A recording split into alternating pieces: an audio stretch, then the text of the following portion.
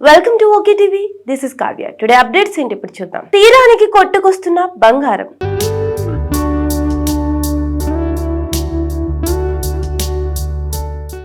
Uppada beach కి పోటెత్తిన జనం.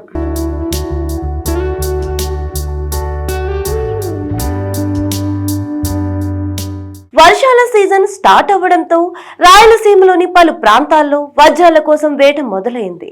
ఇప్పటికే పలువురికి వజ్రాలు దొరికినట్లు, వాటిని భారీ రేటుకు అమ్మినట్లు ప్రచారం జరుగుతుంది. తాజాగా కాకినాడ జిల్లా ఉప్పాడ తీరానికి జనాలు తండోపతండాలుగా తరలి వస్తున్నారు. తీరానికి బంగారు రేణువులు కొట్టుకొస్తున్నాయని ప్రచారం మొదలైన క్రమంలో తమ ఫేట్ టెస్ట్ చేసేందుకు సమీప ప్రాంతాల ప్రజలు పెద్ద ఎత్తున అక్కడికి వచ్చి వెతుకులాట మొదలు పెట్టారు.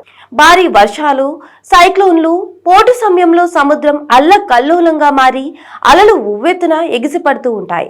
ఆ సమయంలో అలలు గట్టిగా వచ్చి తీరాన్ని తాకుతూ ఉంటాయి. ఈ సమయంలో అలలతో పాటు ఇసుక, పలు రకాల సముద్ర జీవులు, ద్రవ, ఘన పదార్థాలు ఒడ్డుకు కొట్టుకొస్తాయి. అలా వచ్చిన ఇసుకలో అప్పుడప్పుడు బంగారు రేణువులు ఉంటాయని స్థానికులు చెబుతున్నారు.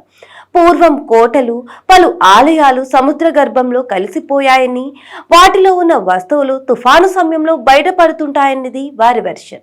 గతంలో తుఫాను వచ్చినప్పుడు కోనపాపపేట తీరం ఒడ్డున ఇసుకలో పురాతన సిల్వర్ కాయిన్స్ దొరికాయి.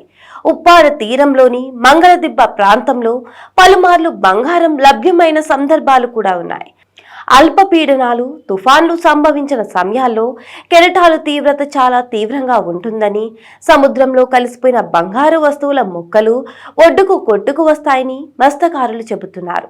ఇటీవల బంగాళాఖాతంలో ఏర్పడిన రెమల్ తుఫాను కారణంగా ఉప్పాడ తీరంలోకి బంగారు రేణువులు కొట్టుకు వచ్చాయని ప్రచారం జరుగుతుంది. దీంతో మత్స్యకారులు, స్థానికులు గత 2 రోజులుగా ఉదయం నుంచి సాయంత్రం వరకు సముద్రం దగ్గరే ఉండి వెతుకులాట కొనసాగిస్తున్నారు. For more latest videos, please subscribe to OK TV. Thanks for watching.